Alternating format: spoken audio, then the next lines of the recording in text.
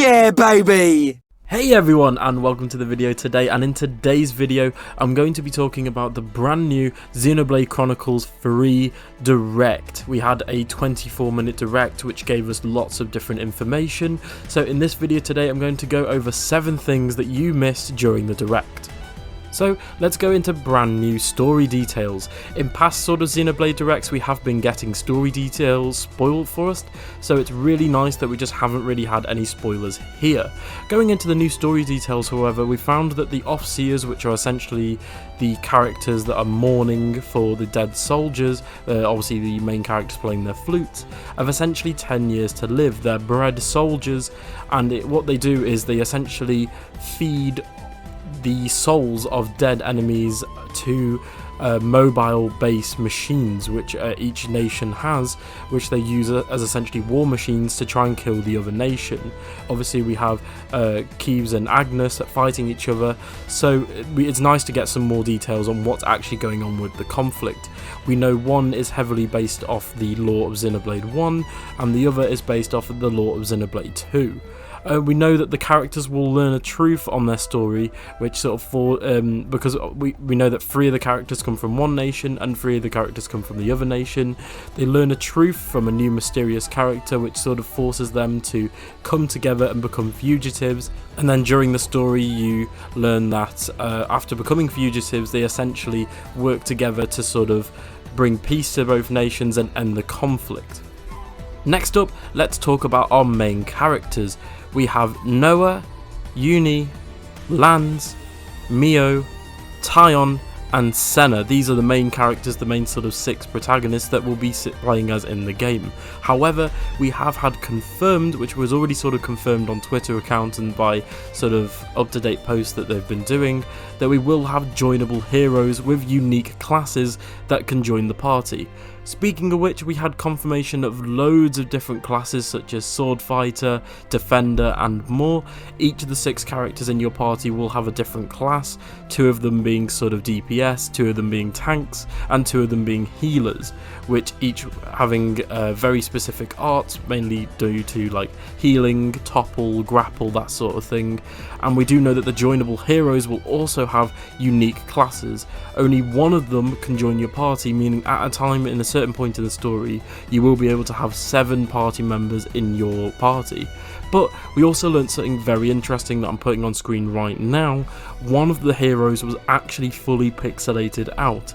I find it very odd that they sort of took the time to show all the rest of the heroes, including the Nopons as well, but one of them was grayed out, pixelated out. So this is very weird, and hopefully I imagine this is it's either a massive story spoiler or it's something to do with the expansion pass maybe, which I'll go into a bit later, but it's weird nonetheless.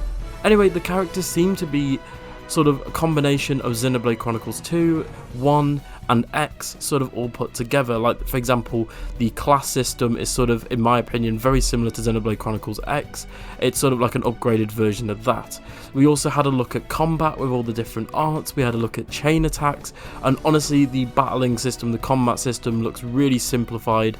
Personally I'm really happy with sort of the HUD, the UI, everything looks sort of less cluttered, it looks more streamlined, and honestly for those who found Xenoblade Chronicle 1 and 2's combat system to be very jarring because it is very sort of MMO-like, I think you'll be very happy with what they've done here.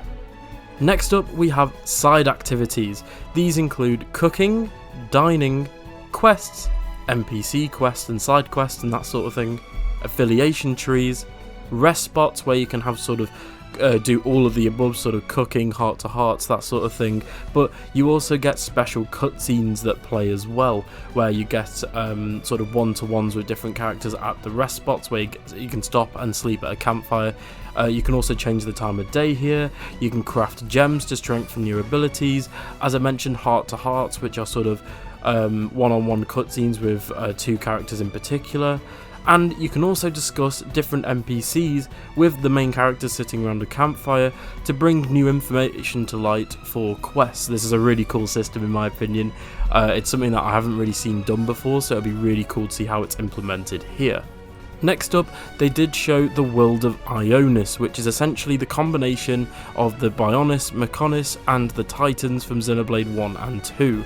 Obviously we did see a combination of different areas, as I mentioned in my prediction video. We have areas that are very similar to Gower Plains, More Ardain, in Cubes and Agnes, but it is cool. We did get some new areas. We got a sort of snow area, we got an area that looks very similar to the Leferian Archipelago from Xenoblade Chronicles 2, we got sort of an area with sort of dead trees and sort of red leaves on the floor, which looked really cool. We also got confirmation that there will be colonies in the game that you can go to that are sort of battle bases and military bases for each of the different nations. So obviously each nation will have loads of different ones. Something that I found very, very fishy, very interesting, is one of the colonies was called Colony 9, which is obviously sort of the starting area from the first ever Xenoblade game, so that was something to note as well. Also, we had a look at enemies. Again, sort of special enemies are coming back, the massive level 90 enemies that will be in the starting area. They'll be back. Hopefully we get some cool heavy metal music when they spot you, like in the past games. That always made me chuckle. We have something really cool though, both with the wildlife and the Cubes and Agnes soldiers. They will actually have a special marker on them, both on the map and in the overworld, showing that they are actually fighting each other, meaning that you can go towards them and sort of enter the fray, if so to speak. So you can actually join the fight between the different nations fighting, or the different animals fighting, which I think is a really cool feature. Next up, we have the new sort of battle gimmick, being the Ouroboros, which is essentially a form the characters can take. They can two of the characters in pairs can team up together to form an Ouroboros, which is sort of the combination of the characters' memories put together into a physical form. But we found out something very interesting. So in the previous trailer, we kind of just got confirmed that there'd be 3 of them for sort of each of the different pairs, as there are obviously 6 characters put into pairs, making 3. However, we found out something very interesting for a cutscene in this footage. Essentially, the Ouroboros can be split into all 6. When they go into the Ouroboros form, one of the characters will actually take control. Although it's both characters put together, only one will take control and speak. Meaning that if one character has a higher willpower and wants to take over, they can, because they showed in the sort of footage that Senna wanted to do more in battle, meaning that she wanted to take over. And this means that we essentially get 6 different Ouroboroses, which we now have confirmed that all have different skill trees, and we can essentially battle using each of them individually. Next up, we have sort of quality of life improvements. Some of these are in Xenoblade 2 and X and 1, but they have been refined slightly for Xenoblade Chronicles 3. Obviously we have confirmed fast travel, which is always nice. We have confirmed landmarks will be returning for each of the different nations and the areas, and we have something really cool. So one of my biggest complaints with Xenoblade Chronicles 2, because of how the world was so big and so vertical and dense, you could get lost quite a lot, because sometimes a quest would tell you to go somewhere, but it wouldn't tell you particularly which level the quest was actually on. So you could, for example, go into a cave and find out that the quest marker was actually telling you to go about 2 miles up onto a cliff right above you, exactly where you're standing, meaning that you have to spend 20 minutes walking around to get back to that where you actually need to go. But in Xenoblade Chronicles 3 they've finally fixed this with a red glowing marker, which essentially tells you where to go. It's sort of a glowing red trail along the floor that will actually guide you towards where the quest marker is, which is brilliant. And also we have confirmed a sort of fan favourite returning feature, which is changing the time of day, which is also very nice, because basically it means you can have different side quests and different monsters appear at night and day, evening and that sort of thing. So it is really nice to see that we can change the time of day again. And finally we have the expansion pass, which I sort of predicted in my prediction video, so go me. The expansion pass will be £25 or $30 depending on where you are.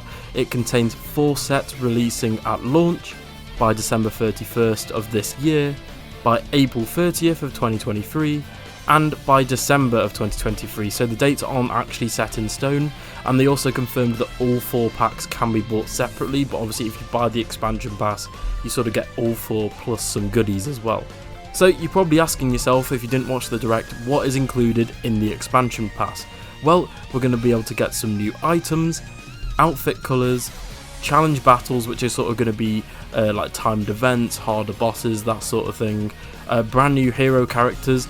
They didn't specifically mention how many, but in the direct, the way that they worded it is sort of 2 new hero characters. I was kind of hoping for 3 or more, because I was kind of hoping for past characters. I imagine they would bring sort of Shulk, Rex, maybe Elmer, maybe the Torna characters, that sort of thing. But we'll have to wait and see what they do with the hero characters. We have new side quests, new main quests, new outfits entirely, and then finally a brand new story scenario, which was like right at the end of the expansion pass, which will be the last thing, meaning that this is essentially going to be their big story expansion, which is going to be similar to Torn of the Golden Country, but again, we'll have to wait and see if this is sort of a sequel, a prequel. We don't know currently as of yet.